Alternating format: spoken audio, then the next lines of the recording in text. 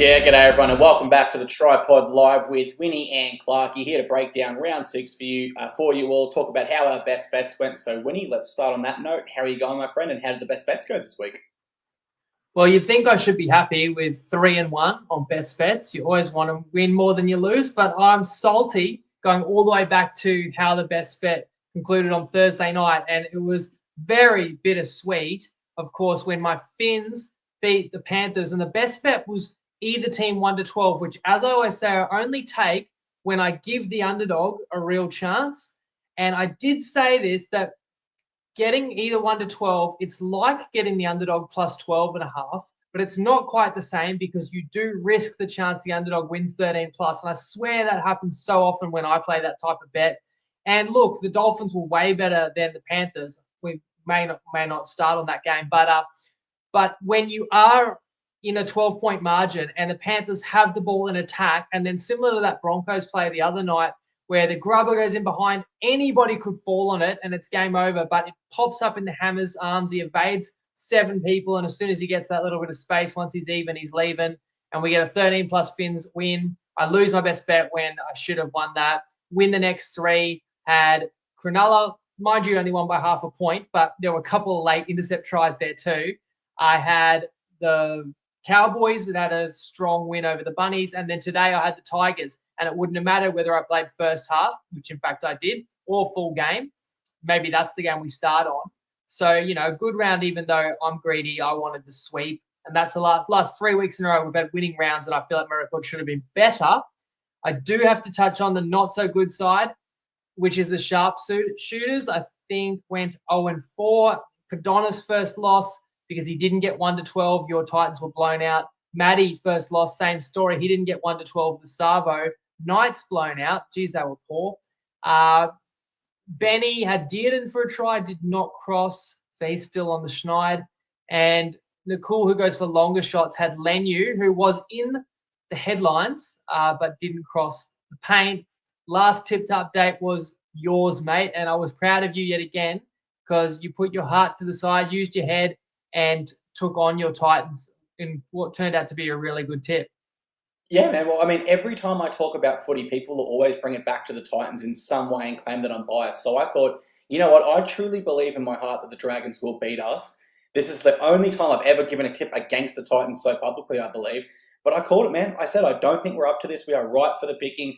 So one bet for me this week, one win. We had Dragons to cover a -4.5 line. In the end, take whatever line you want. They absolutely pumped my Titans. Let's start with game 8, mate, which we just saw. The Tigers defeat the Newcastle Knights 20 points to 4. And my biggest takeaway from this one was last week we also saw the Knights put themselves under pressure. But I think we almost forgave it because they had so many injuries. It was a genuine excuse. And I think most fans could understand that. But this week, although they shuffled their lineup, they still had a 17 of NRL players out there. Way too many errors coming out of their own end, pressuring themselves, fatiguing themselves. They were low on energy in attack. Really poor by the Knights, who I can't say enough. They shot themselves in the foot this week, did not give themselves the right chance. And onto the Tigers, well, you can only play what's in front of you, right? And I thought they did that really well. We do see at times one side's really struggling and the other side kind of gets dragged in and plays that real scrappy style. The Tigers, they just stuck to their processes. To put 20 on the board is impressive. Let's not forget the Bulldogs, who had more in their favour with the Knights' injuries, only scored 20 as well. Another big takeaway I had from this one, though, Winnie, the Gagai and Toa being sin bin, mate, for pushing. Like, you don't want to sound like that old timer at the pub. Oh, it's a different game back in my day. But come on, mate. Like, it's bad enough these days that you can only push and shove. But now we're sin binning for pushing and shoving too long. I thought that was, it was a soft look for the game, if nothing else. But credit to the Tigers. I think coming into this one, my question mark was who has improved the most, given they've met so recently. And the Tigers answered that question and ticked some boxes, mate. I want to hear your side of the story, though. How did you break this one down? Yeah, big credit to the Tigers. Off a couple of losses in a row, respond and play really strong today. Great comparison you draw to last week where the Knights lost 20-0. We gave them all the excuses and we know how good the Dogs are defensively. And the score today was 20-0 as well until the Knights scored in the final 60 seconds. They're virtually the same, and the same problems that Newcastle can't do anything with the ball. And Newcastle were incredibly poor today, I have to say, at home. While I took the Tigers and I liked the 4.5 first half. In fact, I took 2.5. I liked 4.5 for the full game. I took 2.5 first half. when it kicked off, the full game line was 2.5. It was 14-0 to the Tigers. It was actually 8-0, similar to round one. It looked like the West were going to take an 8-0 lead to the break, as they did the first game, which, of course, the Knights ran down. But then Buller with a solo grubber for himself. 14-0 felt insurmountable the way the Knights were playing, and it didn't get any better. And you can't just point fingers at Ponga and say, make something happen, because he needs momentum, he needs space, he needs his team on the front foot. But I thought he was a little bit out of sorts. The Tigers had far more class, and it does put a real spotlight on the limited Newcastle attack. And last point, I'll give credit to you, mate, because I know in your preliminary notes, you thought you were going to be on Newcastle here with a little bit more going their way at home to bounce back from the Dogs' defeat.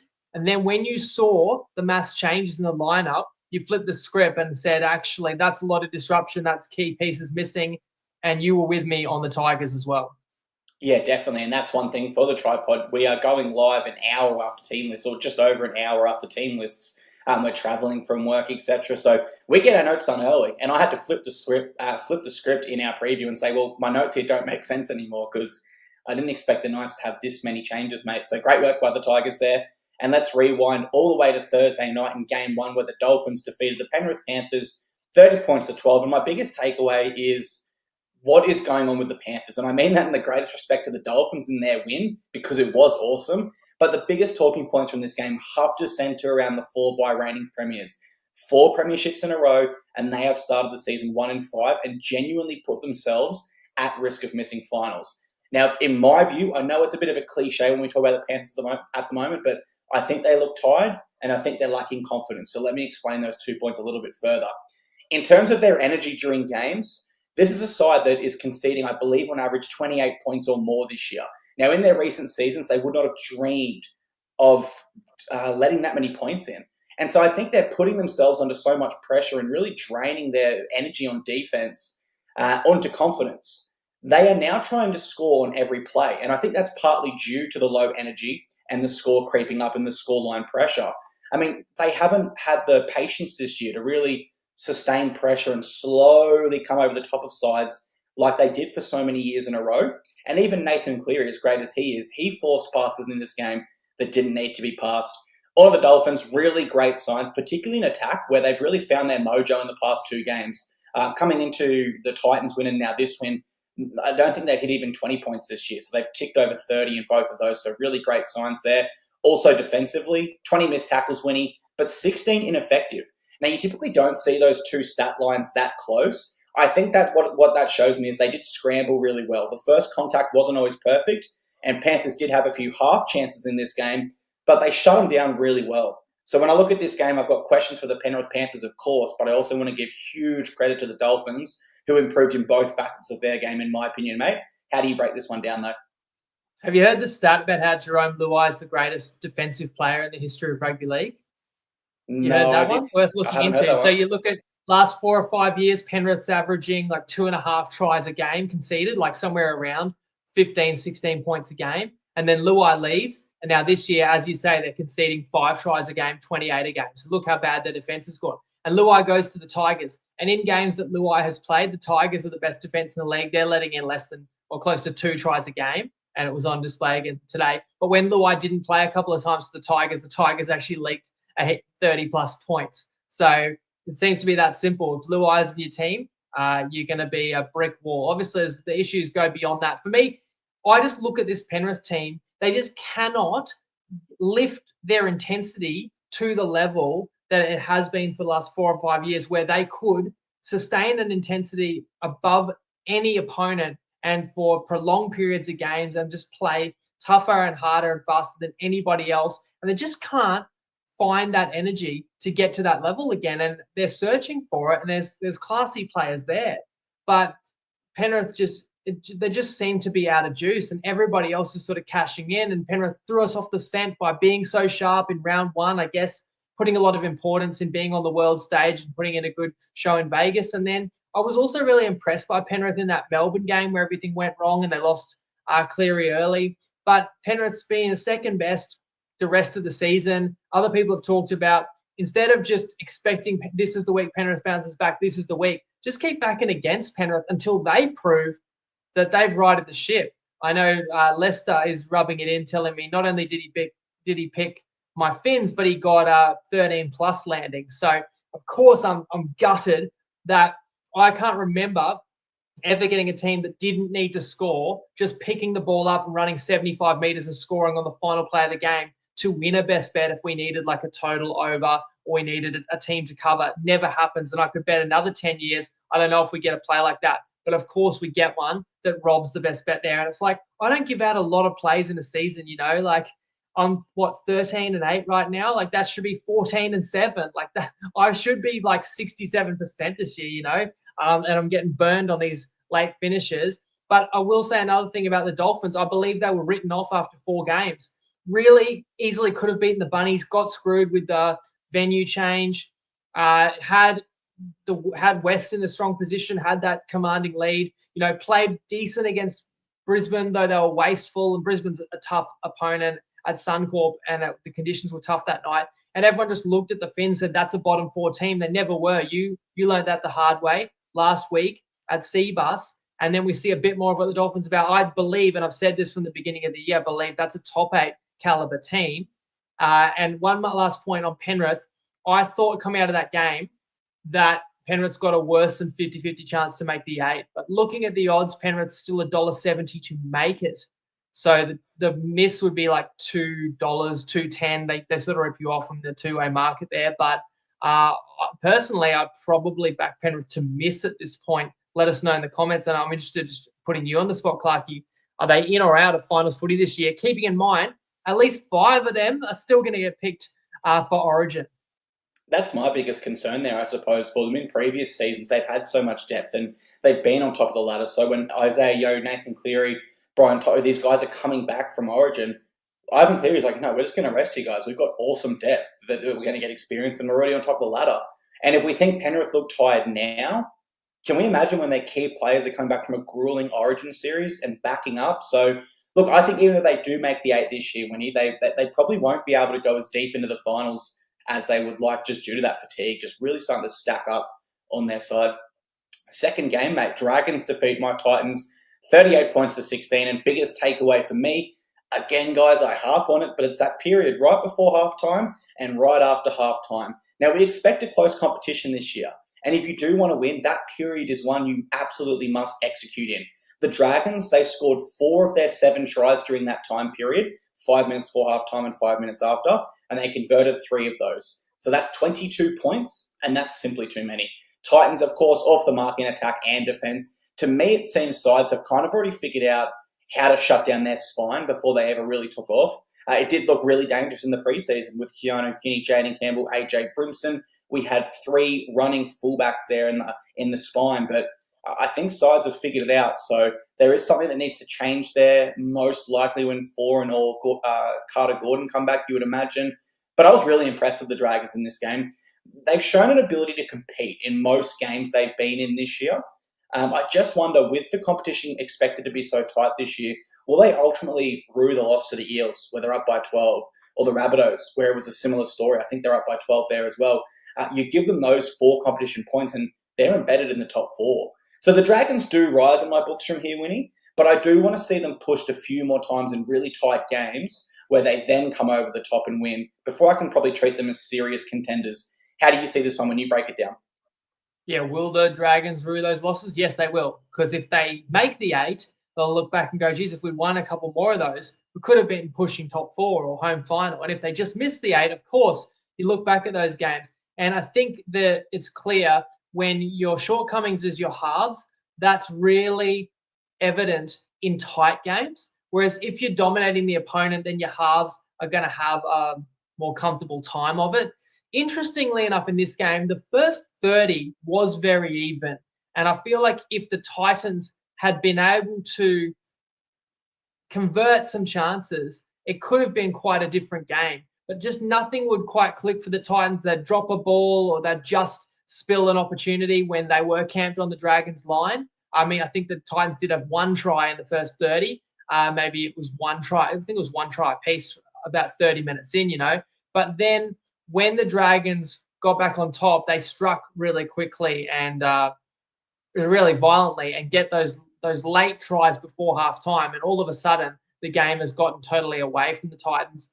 And then the Dragons, you just saw in the second half, St. George needed that game because the season was already sort of slipping away. Like the last time the Dragons played was a loss to Para that they, were leading by 12 and they felt they should have won that. So then you had a desperate Dragons at home with their tails up. It just wasn't going to be the Titans' night. And a game like that, it does also remind you what a horrible loss the Keanu Kinney injury is, because he, was your best player last year, and De Groot is holding his own, but you've lost a superstar talent back there, which you need to turn the tide in games or to help you find a play when it's in the balance. And don't forget, the last time we played the Dragons in Wollongong, Keanu Kinney broke the Titans club record for most metres gained. He ran over 350, and we still couldn't win that game. Then you're going to take Tino out as well on this one. And I think even with hindsight, people can look back and say, yeah, okay, Dragons were the logical tip there. Game 3, Roosters defeat the Broncos. Big upset here, in my opinion.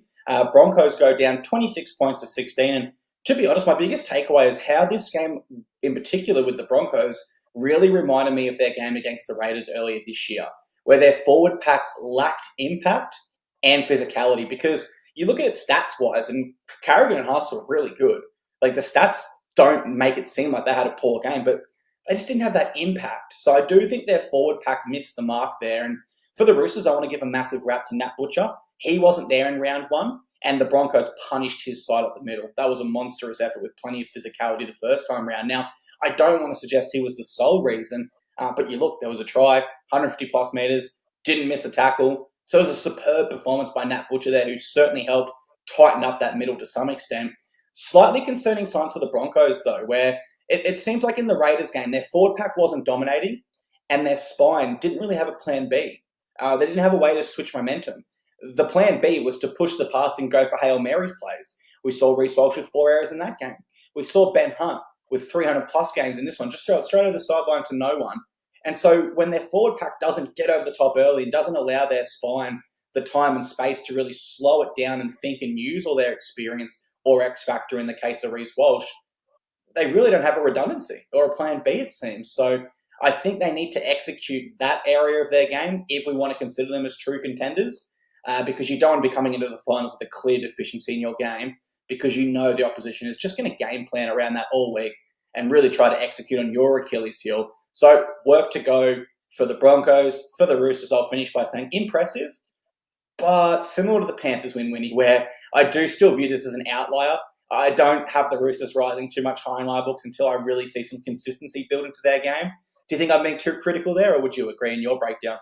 It did remind me of the Penrith win, like the Roosters grew an extra leg and really inspired performance. I actually don't take too much away from Brisbane. I just thought the Roosters were that determined and played so well that they deserved it on this occasion. They got the revenge. It's one thing to say we want revenge because we got 50 put on us in week 1, but it's not easy to turn the tables on a strong Brisbane team where there appeared to be a bit of a mismatch, especially in the middle of the field, and you had to do it at Suncorp Stadium. And while Butcher had a great game, no Lindsay Collins in this one, but Butcher kind of covered what you lost in Collins. I think Roosters had an early lead, but then Brisbane got back on top. I felt like there was a really big turning point when the Roosters dropped the ball in attack, and Sandon Smith, I think, fell on it. Maybe he knocked on, and Tony Staggs sort of smashed him, and there's a bit of a forearm to the head. And then Lenu goes over and nails Staggs. And you sort of thought they each had a bit of a cheap shot on each other, and it was the Roosters' error. But it ended up being a penalty against Brisbane, which I believe the Roosters then scored off. And just playing in front gave the Roosters that belief. And the second half, Brisbane was looking for answers. But again, I give a lot of credit to the Roosters for being able to defend so well. It did feel a bit like the Raiders game. It goes to show that Brisbane, don't have that consistency of a contender. I don't know if I jinxed them a little bit saying they look like my grand final opponent from Melbourne, and then they come out and have a dud at home. But talking about Brisbane needing to find answers, I mean, they do have a bit of an ace up their sleeve and a guy that's on nearly $1 million a season, Ezra Mann, who can slot back into this team as well. So I wouldn't be panicking as a Broncos fan. If you're a Roosters fan, it's given you a bit more life and hope of what your team is still capable of this season. And definitely, and as we said with the Roosters, if they can just keep somewhat in touch with the 8, maybe the boost of Sam Walker and Brandon Smith getting half their regular spine back could be a real motivator where it pushes them and escalates them into that top 8. So it's great to see the win for them. You know what was even better, mate? Game 4. Because the Sea Eagles were defeated by the Sharks 24 points to 18. You tipped Sharks minus 5.5. I got on Sea Eagles plus 6.5 on game day. So we both won. So when they scored that late try, I told my partner what your bet was, obviously, and what we're hoping for the show. And I said, I thought Sea Eagles though, but everyone was against me. And literally, we landed in the perfect spot. So that was just awesome. A second straight loss for the Sea Eagles here in a run that we did identify as a key part of their season. Not so much in terms of finals aspirations just yet, because there's still so much time to fix things, but more so for us fans. Let's get a gauge on them. Are they true contenders, or are they flat track bullies, as some people say? That is 2 losses in a row against 2 quality sides, and I do feel that this scoreline almost flatters the Sea Eagles. They seem to be behind the Sharks for most of this game, in my opinion, and maybe only poor goal kicking made them feel they were a bit closer than they were. Again, sorry to harp on, guys. I go to that 5-minute period before and after halftime. Stone Street, he scores in the 49th and 39th minute, and then the Sharks score in the 46th minute, just over that 5-minute period. That's too many points in that. I don't know what it is, but keep an eye on this trend, guys. Teams that score points in that period go on to win games. They are just backbreaker points for the other side. I don't know why. I can't tell you why, but just keep an eye on the trend, because I've noticed it a few years in a running now. Another observation for me, Winnie, from this one, from a betting lens at Optus Stadium, given it's a round oval, I think the next time we have games with this oval, we should be looking at a first half unders points. I felt both sides struggled to get into rhythm early here. And I think when you go to the second game as well, that was also only 10 points in the first half. So maybe something about Optus being an oval stadium, or field rather, makes teams take a little longer to get used to the field. But final point for me, guys, I think we got exactly what we thought we'd get from this game. Both sides are good. Sharks are just a touch better at this time of the season, mate. How did you break it down? I thought even more than a touch better, because it was 5 tries to 2, but you say that you miss some kicks and you get the last 2 Manly tries are intercepts. I mean, Luke Brooks' length of the field intercept try, the DCE is off the intercept. I think Tommy Talau takes it. He gets tackled 20 out, 2 passes in, DCE scores under the post. Like, that's sweet for you. You would have been frothing that. That was with 90 seconds to go to get you a cover. Taking the plus 6.5. Hey, well done, getting the best line about it in those situations. We should all win when it lands within a number that we could have gotten on either side. But yeah, consensus line was 4.5, 5.5 with Cronulla, and that ended up being a comfortable enough win. Stay tuned as to the Fanua Blake injury. Like, that would be the one downside for the Sharks. Manly didn't end up getting Saab. So, a couple of backline speedsters were out in this one. I just thought Cronulla was clearly stronger, and there's definitely something to scoring just before halftime. Even Bill Belichick once said in the NFL, games are won in the final 4 minutes of the first half, which is an odd period of time to talk about, because everyone thinks the fourth quarter's winning time or whatever, but you set everything up. And it's also what everybody's thinking about when they're sitting in the locker room, is what happened just at the end of the half. And I feel like in any period of a game, if the opponent scores, you can answer that. You can respond. Whatever happens, you drop a ball, you can defend that, right? But what you can't really reverse is what happens right at the end of the half, because that's done. That's on the scoreboard, and then you start again. So I do feel like psychologically it gives teams a big boost. It can put teams in on a downer, like for example, Sea Eagles giving up that Stone Street try moments before the break. So it was key. But in any regard, I was happy to get a line under a converted try with Cronulla, because I do think they're clearly better than Manly. And while Manly's lost 2 in a row, Cronulla needed to win that to avoid 3 straight losses. I didn't see it happening, and there's a bounce back there for the Sharkies. One other note, a couple of great tries for Will Kennedy. One of them counted. Another one, he ran 85 metres for nothing, but he showed what he can do as well. As soon as that try was disallowed, or as soon as the replay came up, I said, I bet they're going to take that off him. That was such a great, or what would have been a solo try. And my immediate thought was, you'd be so upset if you had him anytime try scorer. then karma prevails and he does go over shortly afterwards. And it's another awesome individual try, sort of like different, like a little closer to the try line, but had to beat a lot of players. Yeah, it was nice to see him respond because he's been under pressure the last few weeks. Game 5, Cowboys defeat the Rabbitohs, 24 points to 16. And my biggest takeaway from this one was I actually felt this was the Cowboys' best defensive effort so far this season. Now, Latrell came out with 2 big offloads, which turned into tries. We know the X factor he possesses. Outside of that, it was really only one misread on Jai Arrow where he went through untouched. But apart from that, I thought the Cowboys really improved, and it's nice to see them improve on their deficiencies and win in a tight game here. Now, if they came out to Optus Stadium in the afternoon heat and they won 40 points to 30 in a high-scoring contest, they probably don't rise in my books because I know they can win that way in high-scoring shootouts. But under these circumstances, really impressive for me. Again, just to reiterate, half-time, only 10 points between these sides, so let's keep an eye on that trend next time we're in Optus from a betting lens. But moments turn momentum in footy games. And I did dislike the moment with the controversial penalty around Jack Whiten. Didn't feel it was a hip drop. I thought it was a great try saver. The bunker has a look and says, no, we don't like it. It's a penalty.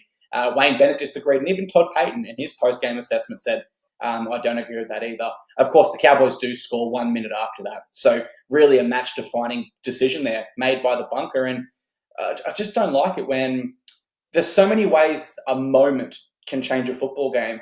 But I hate when that moment is controversial and it's from the bunker interfering because the referees didn't see it. We didn't see it. But the bunker apparently did because at that moment they had this almighty camera that can see everything. But then when it's a quite obvious thing for them to review, they mess it up and they don't have that almighty camera anymore. So I was disappointed there, and I suppose it begs the question, Winnie. There was no injury. So can it be a hip drop if there was no injury? Like if I rush out of the line and I go for a swinging arm or a shoulder charge, but just completely miss, I think the referee's just going to go, well, that was crazy, and let it go. You can't really blow the penalty and go, no, that was going to be high contact. And so it begs the question that, like, Jack Whiten cannot tackle him any other way from behind there, and he landed safely. He didn't injure him. So I don't perceive it as a hip drop.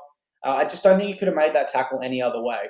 So I don't want to harp on a negative point. I'll finish with great win for the Cowboys and for the Rabbitohs. I don't think it was the worst performance ever. Certainly a few excuses their way, especially considering they had a change of halves and only 1 week to prepare with them. So I do make excuses for the Bunnies. Positives for both sides, Winnie. I'll hand it over to you. Do you want to add on to the Jack Whiten controversy yourself? I should, because I do think it's a turning point in the game. If you listen to the pod, this is the 11th straight year, and hopefully you respect my betting expertise. And so something I'm not going to claim to be an expert on is tackling technique. But I have an opinion on this, which I believe, I believe you shouldn't be penalised for a hip drop in any one-on-one tackle. I believe one-on-one tackle is fair play. Often a player's chasing someone down and the defender has very little control over their momentum, and the ball carrier has a fair opportunity to maneuver their own body as well. I think where a hip drop is much more dangerous is where a player has already in the grasp of one or two others and had their momentum halted, and then somebody else comes in and sort of reefs them down and puts the weight on the limbs. It's the same thing when they actually talked about the NFL was going to bring in hip drop tackles being a penalty this season. I don't think I saw one, but I really didn't agree with that because there's a lot more sort of one-on-one tackling in space in the NFL. And I just think it's actually pretty natural that when you're trying to pull someone down one-on-one, that once you got hold of them, what are you going to do? You're going to drop your body weight to try and bring him to the ground, which Whiten had to do jumping on Drinkwater's back, who is going in to score for all money. I can't remember the score. I'm trying to remember. It was the Bunnies had a narrow lead. I remember that the Cowboys didn't take the 2 after the penalty, but they did score. So I'm trying to remember maybe the Cows were down 4 at the time, and that's why they didn't take the 2, but they did score and end up being Purdue, who scores, and he's a talented player as well out wide, under the post, finds a couple of tired defenders and runs between them. And then Purdue seals it, which is just returning a drop ball by the Bunnies. But it's a different game if you allow what should have been a momentum shifting play like Whiten saving a try and forcing the error and getting the ball back for his team. And nobody was even complaining for the Cowboys. So I have to admit, in a game where my best bet was North Queensland -1.5, and I wanted the Cowboys to prevail, that they got a very handy call there at a pivotal stage in a match that was pretty evenly contested. It was so even until that point, and I believe if that doesn't go ahead there, then it probably is a coin flip from there, given the Cowboys have struggled late in contests. So a tough break for the Bunnies, lucky break for the Cowboys, call it what you will. Just sucks to see the bunker interfere there, in my opinion. Game 6, Raiders defeat the Eels 50 points to 12. And my biggest takeaway, guys, is that completion rates win footy, but especially when you're in Darwin. 88% completion rate to the Raiders, down to just 66% for the Eels. That's your game right there in Darwin. Like, seriously, you don't have to look anything further. And you'd think that even this is the Eels' 12th year playing in Darwin as a club, they would have expected that, known that. Now, I'm not saying the players have been there for all 12 years, but maybe some staff members or at least someone having the experience in the organisation to really amplify that point. So really poor execution there by the Eels. Now, last round, their game plan was really simple but effective. It gave them an opportunity, but more than anything, it gave their opposition chances to make mistakes and show poor discipline, which was my question mark around the Raiders coming in here. Now, that game plan, they abandoned it against the Raiders. They went straight back to the old Eels that we've seen for the first 4 rounds prior to that Dragons win. And that same game plan could have really troubled the Raiders. They haven't been the best disciplined side so far this year. Now, I don't want to give all the credit there, but I will say to the Raiders, they were very disciplined from their own perspective. Completion rates, defensive effort, execution, you name it. They got a lot of the basics right, and that's what you need to do in Darwin in that immense heat. And I think if you get the basics right, you win the game. Onto the forward packs, their forward pack monster, the Eels. Almost 700 more meters, 350 or more of those were post-contact. That's just dominant. That is dominant stat lines there. So my final point for this one is good sides put bad sides away, and the Raiders have now shown that they can win under a different circumstance, adding more feathers in their cap for the 2025 season. So they do rise in my books. This wasn't a tough, gritty Raiders side. This was a good Raiders side that put away a bad football side. So I was impressed with them. Did you see it in similar fashion? Yeah, Para were awful, but I have to say the knock on Canberra has been that they somehow find a way to win more than half the tight games and more than half of the tight games that they're in. Never really blow anyone away. Remember the stats the last 2 or 3 years, very rare that Canberra would win 13 plus, but all these narrow victories. And I don't see that as a sustainable formula to sort of play finals football and contend. And Canberra's got a couple of tight wins this year, but the ability to actually destroy a team shows that, that's a legit footy side. But when you have a game like that in those conditions with a big, greater share of the footy and an opponent who's piss weak, to be honest, anybody is going to look good. So I was mighty impressed by Canberra. They show you how dangerous they can look and the speed they've got and the players that really love playing together and can sense a half opportunity and are always there backing each other up to slip an offload or in support, and they can really capitalize. But, geez, Para were just so far off the mark. Now, when you get massive blowout results as a tipster as well, you've got to look at that and say, why didn't I see that coming? Like, luckily, I didn't tip Parramatta in this game. And I will say in our defense, we didn't know Lomax would be ruled out. And when that news came out after our pod, you did feel like, geez, Eels can't take a trick. You're already missing your best player, Moses. Now you lose the player who's been your best so far this year. So you're missing your 2 best players. And you go into, a shootout, you don't have your big guns. Then I was skeptical about whether Para could keep it close in this one. It seemed pretty early that the energy levels were not there for the Eels. And if you don't have the ball half the time against that Raider forward pack, you got no hope. And so Parramatta was trampled. I feel sorry for the Seal side, man. I mean, I took them for top 4 last year. You had them up there this year as well. And like in both of our defenses, and not to make excuses, but I still believe when they're full strength that the Eels, if they could just stay full strength for a whole year without distractions such as the Dylan Brown thing, I honestly think they're a final side. But now I think their confidence is shot, and it's another season that they'll ultimately go down the drain. So I feel sorry for him. In some Moses, man, 9 weeks. He's going to miss 9 weeks, and Lomax is going to be out like about 6 and could be longer. Foot injuries are complicated. So talking about having their best side on the field, it's not going to be till round 15 at the earliest you're even going to see that. And there may even be whispers before then that Dylan Brown should just be released early because the Para's not going anywhere and you've got to develop the replacement. So it's absolute season from hell stuff. So who really knows? I'll have to cop it. Me saying that they were going to have a great year and be the most improved team this year ends up being an awful prediction. But it could not have gone worse for them with, things you can't control, like injuries to your most important players, major ones as well. Yeah, honestly, I wouldn't be against tipping the Eels for top 4 again next year, depending on how much roster movement they get. Jason Riles, to me, reminds me of Cameron Ciraldo, where he's got to get in and really work his own fingerprints on this roster. There's no doubt he doesn't want Ryan Madison on 750K. There's no doubt he doesn't want Sean Lane on 700K, etc.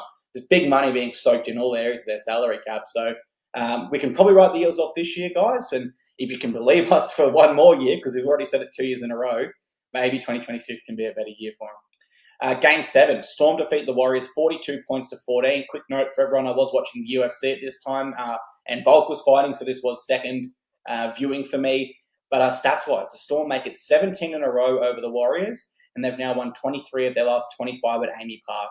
And my point is that they're just an incredible organisation, because you could have forgiven them for coming in with a bit of a relaxed attitude and, just letting one go. Maybe not even letting it go, but just letting it be a close one, given they've had that level of domination. To stay at the top is really tough in professional sport. Instead, they demolish them. 36-0 by halftime.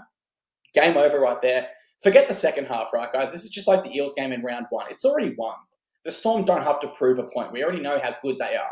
And so, of course, in the second half, we don't see the same level of domination.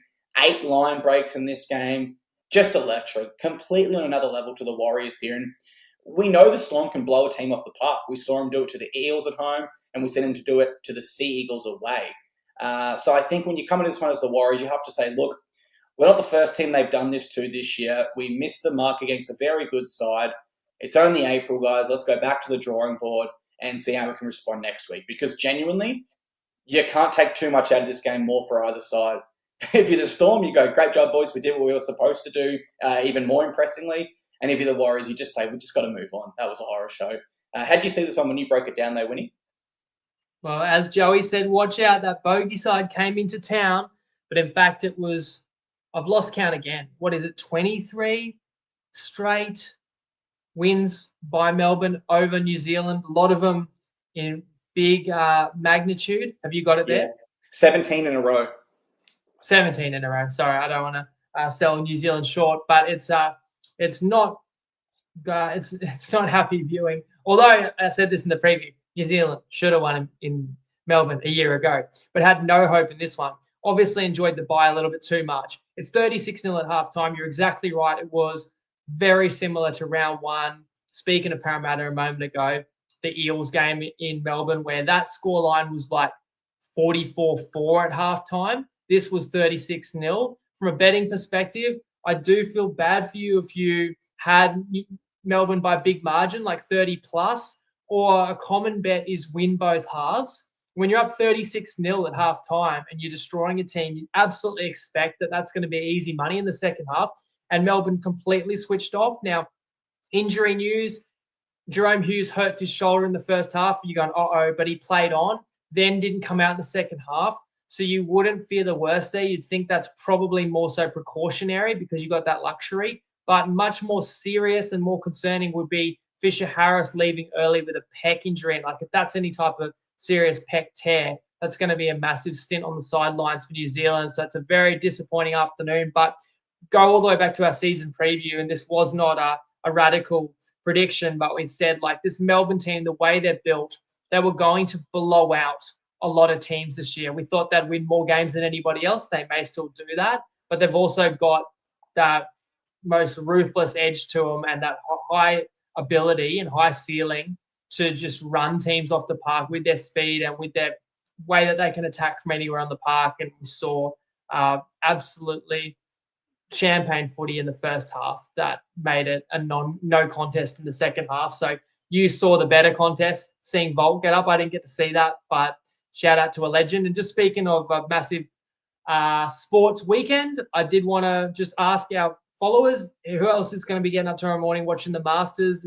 It's all coming down to Rory, final chance to win a green jacket or DeChambeau's in the mix, let us know if you've got any sort of live Masters bets. That's always a pretty exciting event, especially from a punting perspective. So I'll have my eye on that tomorrow morning.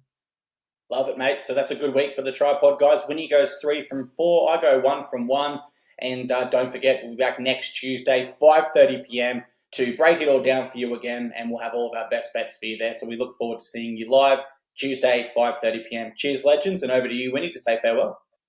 Well, Ryan's asking is about an NBA playoff show. I'll let you guys know if I do come up with anything, but I've got a fair bit of commitments right at this time, so I'm just doing everything I can to keep the pod NRL going at this juncture. But you're right, Ryan, that NBA regular season comes to a thrilling conclusion as well because teams are jockeying for playoff position. So it's a great period of time for sport. I already started a bit of discussion around the New South Wales backline. You can have a final word on that, Clarkey. Now that Lomax is out, who's your pick in the backline? It's not too early to talk about that. That's going to be upon us next. And yeah, I feel like we've got our groove and our rhythm now. We're in really the thick of the NRL season. Yeah, Jacob Kraz for me, Winnie. I have to say now. I expect he'll have his match fitness peaking by Origin time. He was actually in my predicted pre-season Blues side ahead of Zach Lomax. I changed it over once I heard of his lower back injury and he was out indefinitely. But the fact he's back now, we're only in round 6, I think Jacob Kraz will give himself every opportunity because of his defence, but also because of the sheer work he gets through. So he's my pick, mate. Have you got a favourite at this time for your pick? If Karaz plays well, then I think he probably does get it. I was looking at a way you can still stay faithful to Bradman Best, and that would involve sliding Crichton to the wing. And the more I think about it, Stephen Crichton would do a hell of a job on the wing. I've got no doubt with his ability. But the next month of footy is going to be very pivotal for who's going to put their hand up and grab some of these rep jerseys.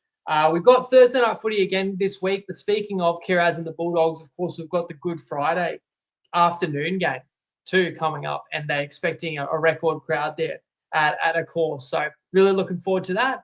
Looking forward to attacking round 7 with you on Tuesday, mate. So we'll see everybody then. Have a good Monday until we meet again. Lego.